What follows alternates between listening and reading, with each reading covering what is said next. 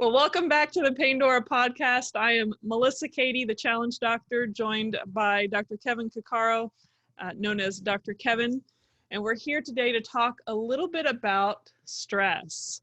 And this is something that I think that Dr. Kevin has been really good at educating the public and professionals about stress. And actually it relates to pain too, but we're just going to talk a little bit about how stress affects the body. And to start off, we'll probably show an image to kind of give some framework, some discussion points on what stress is all about. So, Dr. Kevin, would you like me to share the image now? You can, later? Although I do have to say, I need my own little, who am I? They're like, I'm the Challenge Doctor. This is Dr. Kevin, also known as Dr. Kevin. It's like, oh, that's a stress to me. I'm feeling left out here. Well, I'll come up with one for you. That's isolation and social isolation stress. Oh, I'm making you feel bad. Anyway, I'm making myself try to feel important by having the Challenge Doctor. but that term is actually really relevant to today's discussion, because that challenge element is going to come up a lot. So, all right, let's see the image, Doctor. All right, I am going to shift over to the image per your request, Dr. Kevin. Let's see here. All right. We should cite probably wherever this image is coming from. Sure, and this image, I will tell you is, and for those that are not watching a video but are maybe just listening, the Journal of Neuroscience has a image, and I will probably put that link in the show notes. And it's part of the 2020 article on revisiting the stress concept, implications for affective disorders. So just to make a professional reference there. And we should be sharing that now. Well, and it looks good. Okay. And for those who are listening, it shows a big brain with lots of bubbles pointing arrows at it, which would be very stressful to any brain out there if you're shooting it with arrows. But now this is a pretty good image, and there's a lot of medical gobbledygook on here, but what it really centers around, and one of the reasons I like this particular image, it shows your brain in the center of the diagram. And there's a couple of terms that we need to kind of quickly define: stress, which may not necessarily be what people think it is per se. And then the other one is as a term called stressor, which is not necessarily used as often, but is critically important to understand. So the way I usually kind of explain this is I use an analogy of a ship. And in that shipboard environment, there's the boat itself. There's the physical ship size and its resources and abilities. And then that ship has a crew, and then that ship has a captain as well. And it's that dynamic relationship between the captain, the crew, and the ship. And you kind of visualize that is you. So that is you as the human organism, with the captain kind of being your higher thinking strategies, the crew being the bodily processes, and the boat itself being kind of your physiology, your physical body itself. So the muscles, the bones, and all that other stuff. And then what that ship is doing then is it's floating on a sea. And that sea is basically life. And then what happens to that ship is no ship sits in one place. Instead, there are winds and water and waves. There's things that are external to that ship, that whole kind of construct, that cause it to dip and turn and can propel it forward or move it backward. And all of those things, the wind, the water, and the waves, are the stressors in life.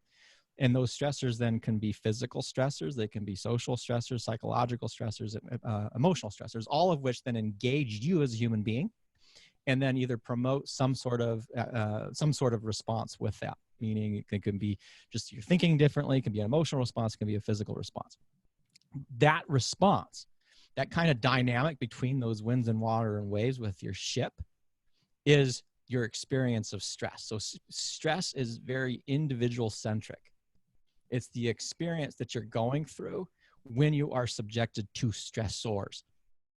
And so with this particular diagram, what we can see then is all of those stressors, of which, and if you guys are seeing this in the video, the chronic social environmental stressors, the physiologic stressors, major life trauma events, those are our stressors. And then then our brain takes that information and has then a response that's generated from it. And that response, that overall response, is the stress that we're experiencing.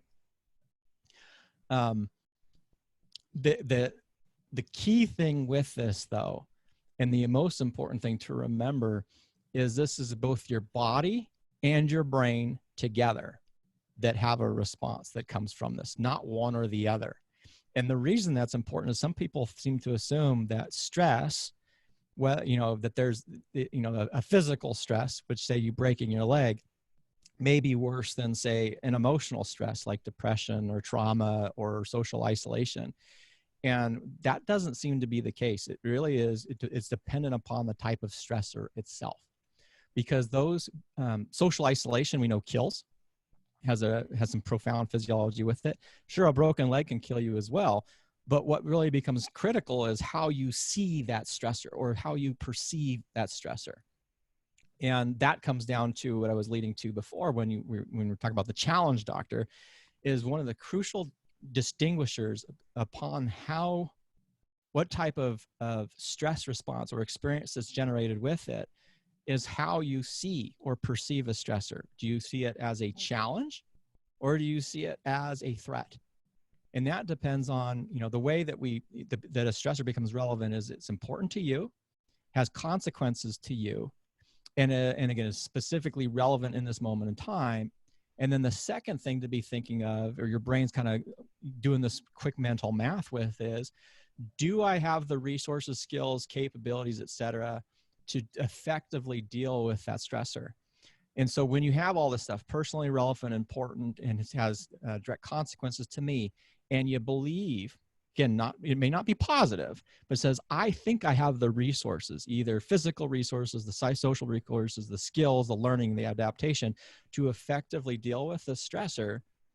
The stress experience that you have with that is what we would call a challenge-based physiology, and that would be what's typically called as eustress. Eustress being, I think it's from Greek, EU, meaning good. So it's like good stress. Mm-hmm. If you have that same kind of self-relevant, important, has consequences to me, but then your brain's going, well, I don't think I have the resources. I'm tired. I'm weak. I'm alone. There's no one else I can rely upon. Now we start perceiving that same stressor as a threat because we don't have the resources. And that would be called distress. Dis being the bad stress, or we'll just call it threat-based stress. And then the physiology changes again.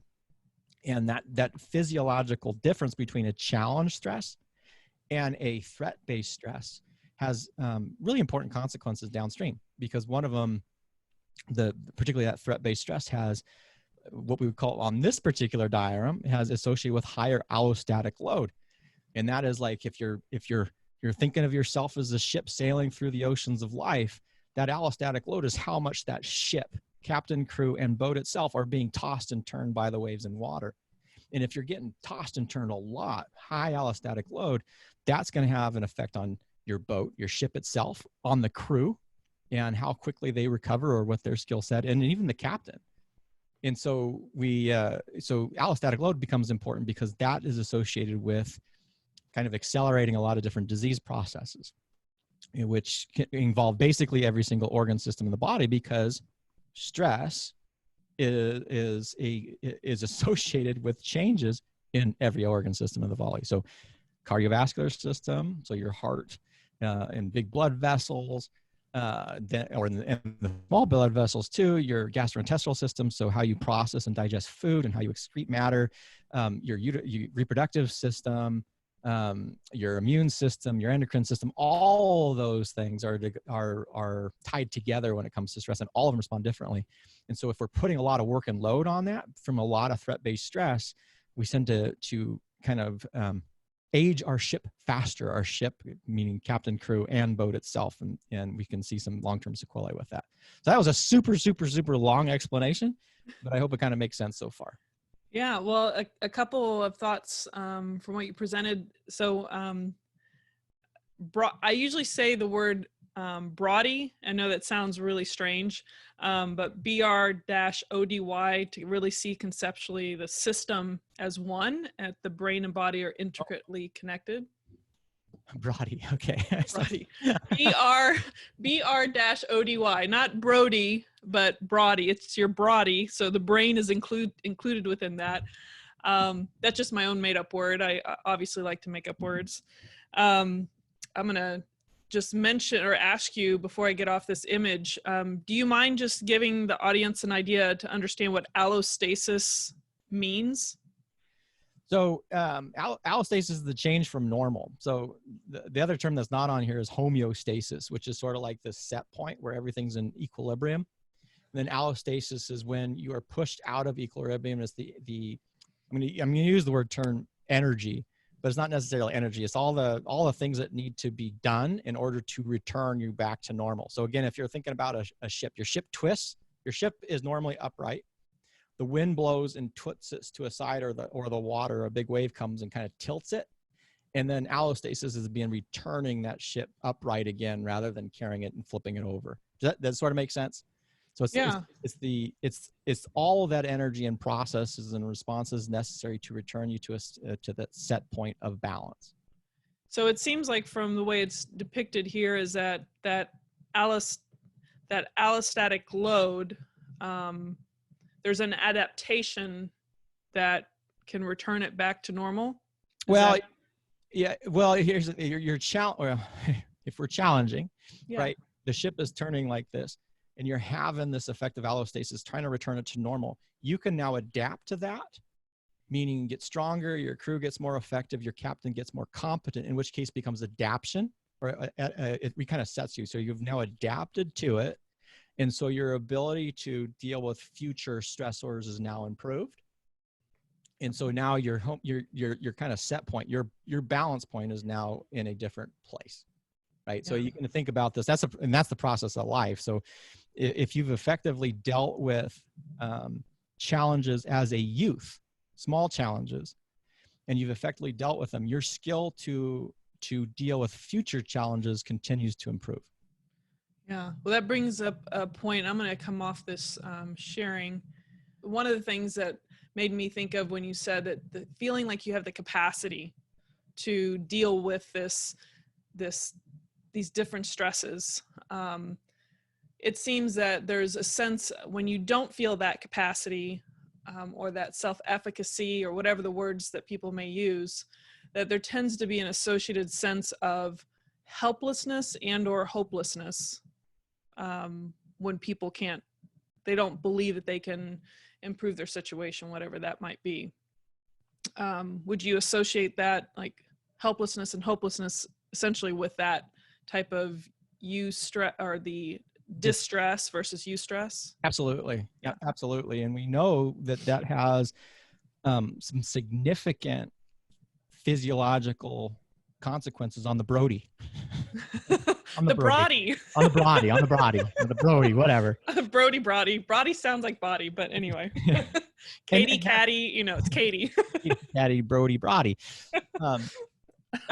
And it absolutely does. And that's one of the things that's really kind of critical about stress is people say, well, I don't want any stress in my life. That is not what the goal is. It's similar in a lot of ways when we're talking about pain. The pain is we don't want to say no pain, because pain is important to survival in the same way stress is. If you don't, what we want to say is we want to have stressors that we feel challenged by. So not so easy that we know this is like nothing. I can do it any day. How difficult is it for me to walk? Oh, I could do it. That's not a challenge anymore, right? Mm-hmm. So if you're doing the same thing and you're not challenging yourself, you're not actually improving and kind of increasing your sense of adaptation. And preparing yourself for future stressors. On the same flip token, though, you have to start where you are. And if you submit someone to stressors for which they do not believe they have the capability to overcome, that not only can cause significant distress, you actually can disempower them further. So a lot of that comes from, I think this is really interesting, is if anybody's familiar with Martin Seligman, who is sort of known as the father of positive psychology movement, where he's like, well, we studied all this negative stuff for so long, we should study on the stuff that makes people well. But Martin Seligman actually started his career investigating a phenomenon known as learned helplessness.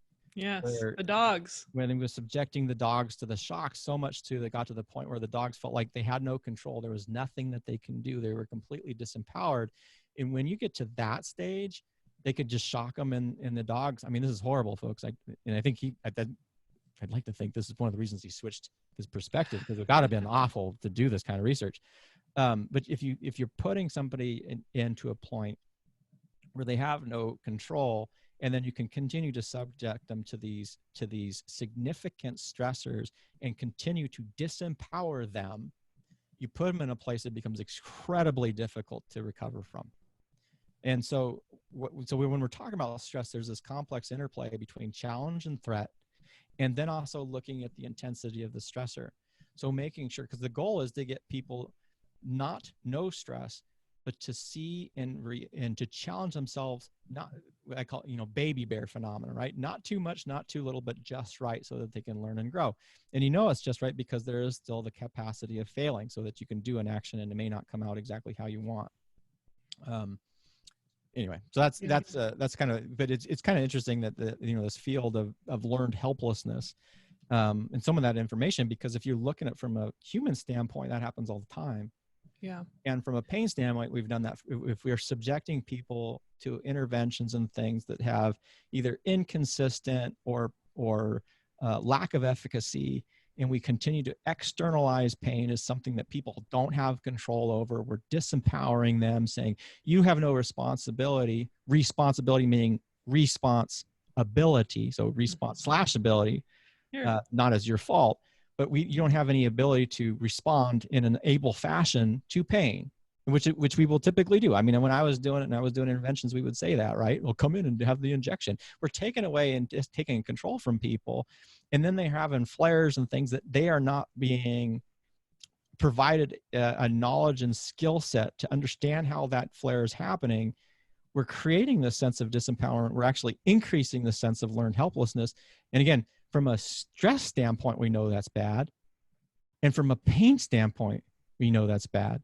Because just like threat and high amounts of threat worsens stress with not the greatest sequelae associated with it, when we know pain as a protector, and so as you modulate and increase perception of stress, we worsen pain. So there's this tight interplay between stress and pain, that the same skill set that you're learning, if you're learning really effective, what I would call stress mastery strategies, they're directly applicable to pain mastery strategies because of this overlay between threat for both of them. Yeah. This example of just stress and how you can get to a place of if you don't feel like you have the capacity to deal with it, or you've been traumatized in horrible ways, and you look at relationships of abuse and other things where people get stuck in their place and may have it out of concern for their own safety if they left, but there is still an impact on their psyche when it comes to their sense that they really can make a change in the current circumstance. The reason I brought that up is because this plays into a lot of, adults who have had adverse childhood experiences, or ACEs, and there's traumas that are part of, this image. I'll just share it real quick again, just to point it out, where we're looking at major life events and trauma, death, divorce, abuse, dislocation from family. My question for you is, there's a lot of things that people assume that your stress is inherently something that you're consciously aware of, but I think that we'd be remiss not to mention that there's so much subconscious stuff that is interplayed and woven into our brain, and not really to fault anybody or shame or blame anyone, but there's a lot of subconscious things that can interplay into creating either potentially the sense of overload and you can't, it's too much stress, or it exacerbates the sense of stress because of prior traumas, or you've been traumatized so much in your life and never accumulated or felt like you had the skills to deal with it.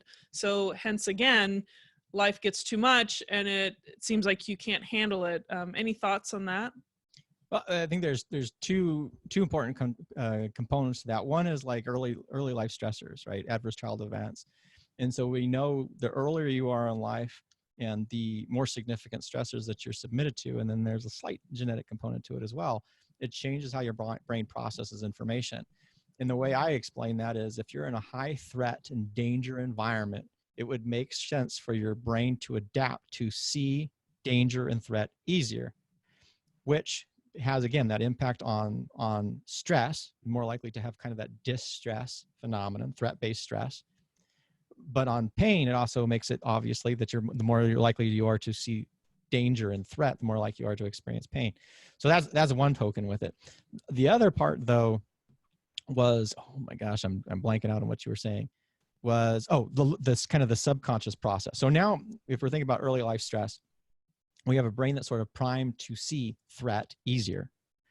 But outside of that, for every one of us, there's the conscious level, what the brain is doing, what you're actively engaged in, but the majority of what your brain's doing is unconscious or subconscious, and is constantly scanning your environment. And you know that happens because if someone says your name from across the room and you're not paying attention, the reason that you notice your name is because your subconscious is scanning the environment for things that are important to you. And there's few things that are as relevant to us as a person as our name, right? So you call out the name, it's going to grab your attention.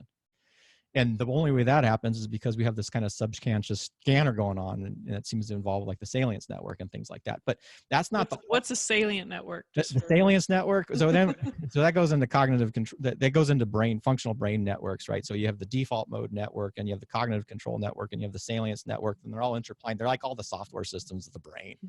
And the salience network is involved with kind of switching between pay attention to this and let's let the brain relax and just do default kind of material so we can kind of allow ourselves to process information and think freely. Because cognitive demand is energy intensive, right? So if you're turned on and you're trying to focus all the time, I mean, just imagine if you're doing any sort of really heavy mental work, that's physically draining. Yeah. And it's physically, huh? No, I was just thinking of example of driving where you don't even realize what you're doing. Yeah, well, and the salience network is involved in there. So you're driving, and most of us are driven so much that's by habit. So now we're typically, we call that, or the brain will switch more into, and all this stuff is happening. I don't want to say it's binary in any way, but all this stuff is happening at once. But you're sort of in the default mode, or that kind of habitual bodily process thing. Ball rolls out in the street, that grabs your attention, engages your cognitive control network, focuses your attention, and you start scanning for additional threats. You're looking for the kid, right? You don't want to hit the kid.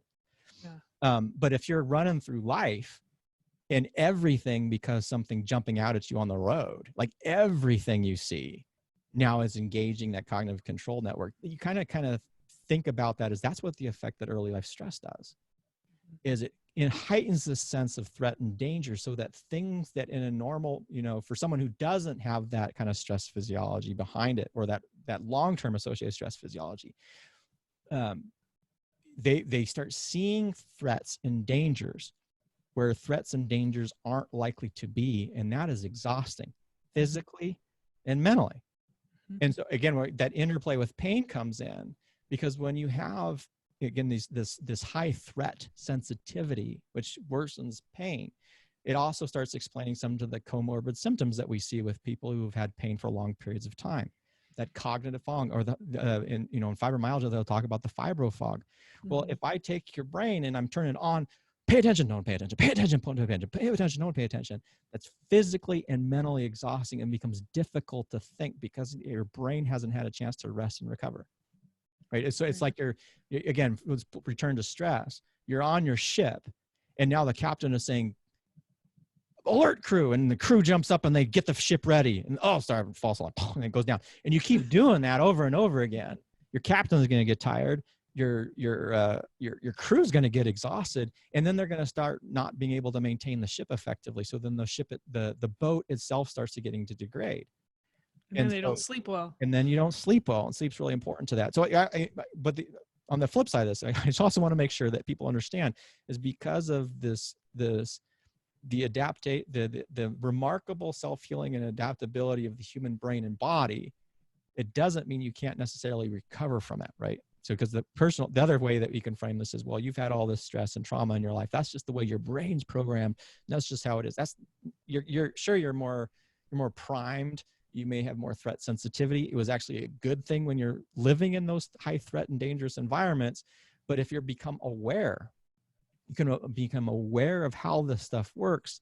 That awareness builds that space, like, Viktor Frankl, between stimulus and response. There's that space. Awareness increases that space. And instead of saying, oh my God, I'm so stressed out, I don't know why, or my life is overwhelming, you say, oh, wait a second. Joe at work was a total jerk off. And I didn't notice how that really physically affected me. But now you can, but I know that because of that, then this is going to cause this. Oh, but I'm safe now, right? So we're building that space. And the more aware that we are, the more sense of control that we have, and the more we change that physiology that's associated with this. Yeah. And just for the audience, if you don't know who Viktor Frankl is, Man's Search for Meaning is an incredible book, very small, easy to read, very inspiring story of being in a prisoner camp, and you can go on. Relevant to stress, right? What's that? It's highly relevant to stress, because if absolutely. So Viktor Frankl was a Jewish psychiatrist in Austria or wherever when the Nazis took over, and they put him in this concentration camp. And brilliant mind that he's in this horrible environment. He starts to actually study and observe everything. And what he found is, these are horrible, horrible, horrible environment, but he couldn't figure out why some people died and some people lived. And the whole premise between Man's Search for Meaning is those who had meaning, there was something more. We can almost return in this idea. There was a sense of control that they had over some aspect of their personal experience. Right. And they had something to live for, some sort of meaning to live for. Those people were more likely to survive that environment. Yep. And from a stress standpoint, again, that becomes very, very important, because I would say that if this is awareness piece of how much you can return to your sense of control. In a Nazi prison camp, you have very, very little control of the external environment, but you have a lot more control over your shipboard environment, the captain, the crew, and the body itself. And the more you then can return and focus and say, well, I need to get through this because I need to get my ship to see my spouse again, or I want other people I need to report the horrors of this so this never happens again. But we're returning to a sense of meaning. That changes, again, that stress physiology away from that high threat learned helplessness response, and pulling it more into that challenge-based phenomenon, because now it becomes a challenge to overcome versus a threat to be survived. Yeah. Yeah. I love that story. And I think there's, it's a perfect full circle into how the same environment can, depending on how you are interpreting that as either a challenge or some kind of distress, can ultimately lead to the outcome of how well you adapt to it. And in this case, survival. Obviously, there is some luck involved too. If someone, with the things that they did to those prisoners. But, one of the last questions I wanted to stem from all this conversation, especially after that inspiring story, is this idea of from an endocrine type standpoint, when you look at eustress versus distress. We've talked about this before, and I like the way you kind of illustrate or describe the differences even chemically on how it impacts an individual with regard to cortisol. I don't know if you want to touch on that. So, very, very briefly on there. So distress being that threat, you kind of think about that as threat stress, and eustress being good stress or challenge-based stress. Yep. If you are in a stressor or a stressful environment, there are things that are kind of universal to it, right? And let's see, what's the best way kind of to visualize it? So let's go back 100,000 years. Now you are a caveman and you're walking by a cave and you hear a growl. Coming out of the cave, right?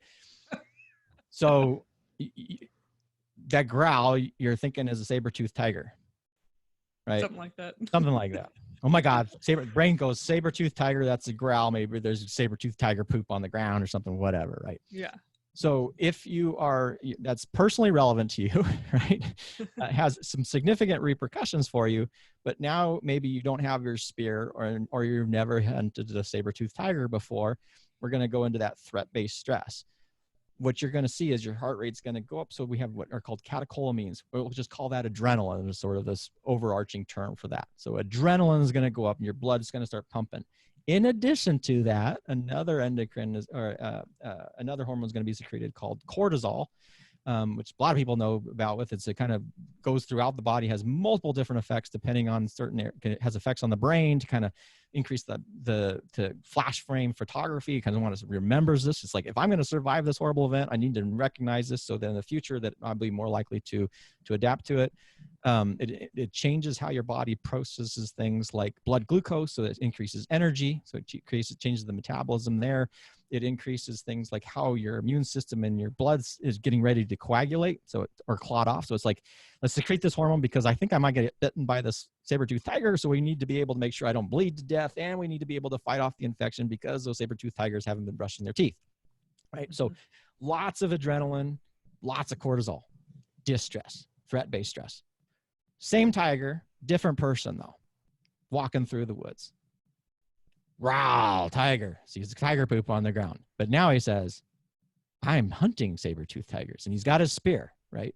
So you got all that adrenaline going through the body again, the heart rate's going up, all that stuff, blood's pumping out into his muscles. But because this is, he feels he has the resources, he has a good spear, maybe he's got his buddies with him, he wants to hunt the tiger, maybe he's overcome smaller tigers in the past. He knows this is dangerous, but it's now a challenge. So the physiology is much more what we call that adrenaline-based phenomenon and significantly less cortisol associated with it. And that has, again, those long-term implications with the body. You can't hunt tigers every day, even if you love hunting tigers. You still have to have rest and recovery in there. But if you're in a tiger-filled environment and you have that distress and cortisol and you're just helpless and being tossed around, that's going to hurt your body a heck of a lot more than being able to see that thing as a challenge. So again, the physiology is different between the two. Tiger is the same. The human is essentially the same, but the perception of what that tiger means to the individual is different. And that difference in perception has significant repercussions on the brain and body, brody on the body itself. Yeah, Prada Works. Brody. Yeah, no, I mean, if you've hunted them and killed 10 tigers, you've built up the confidence. There's no doubt that can make a big difference in how you feel equipped to deal with those things. But I think that this is just a good example, even extending off of the story that we talked about, Man's Search for Meaning, and Viktor Frankl is probably, there may have been some cortisol at certain points, but overall his sense of meaning and what he was fighting for, what he was doing, his intentions, and overall meaning for things. He saw this as a challenge that he needed to survive, but in a way that it seemed like he was able to keep his mind occupied in a healthier way and seeing it more as a challenge versus a major distress, like all the people around him, or most of the people around him. So totally different outcome, and hence the book was actually written. I think this is a good place to end at the sense of hope. Maybe people want to read that book to dive in and appreciate the messaging behind that. But I think overall stress is depending on the context, can be healthy or unhealthy if it's a distress versus a eustress. And I think that is, you talked about challenge, doctor, and the way we use that word is purely intentional to say that if you can just see things as a challenge, or not be overwhelmed by the word challenge and making it distress, that there is a great opportunity for change, a positive change. Now, there could be negative changes if you see it as some sense of threat. And I think that's a good word for it. What's that? You changed your name to the Threat Doctor. Well, there's your name. No, I'm just kidding. We're not going to make you the threat doctor or stress doctor. Yeah, no. The what? The torture doctor. Thanks, yeah. Nice. No, so I think there's some great messaging there. Well, there's important messaging, and the other important thing about this is we don't, we love to talk about this stuff, obviously, but really is for the people who are listening to this. The key thing about this, there's a reason that you to learn more, and you don't have to get a degree in neuroscience to get a foundation in understanding basic stress physiology and neurophysiology, like just that perceptual shift. And the other part is about pain. So the more that you tend to understand something, and this is another thing that is important for people to understand, the more you feel like you understand something, when you encounter that something, whatever it is in the future, do you think it's more threatening to you, or is it more challenging to you? And the more we tend to understand and can make sense of things, the less threatening and dangerous they are. Yeah. Another little analogy I'll give to people is if you open your basement door, it's pitch black out there, and you hear your horrible noises and things like that. The best thing that you can do is to turn the light on. And maybe it is a bear in your basement, but the bear that you can see is less of a threat than the bear that you can't see. And because now you can actually say what the size of the bear is. Is it a little bear, a big bear, or whatever? But if your brain, if you can't see it, if it doesn't understand, it's going to make it into the biggest possible bear that it can. Again, not because it's an evil brain, but because it wants to put out the worst potential threat, so that it says, this is the worst potential scenario that we need to be ready for. So turn the light on, look at the bear, just like pain, just like stress, turn the light on and learn more about it, so that you can start making sure that we appropriately understand this stuff, so that they're less threatening and dangerous. I love that. That was perfect. Thank you. Yeah. All right. Well, I think you should close us out. Close us out? Well, all right.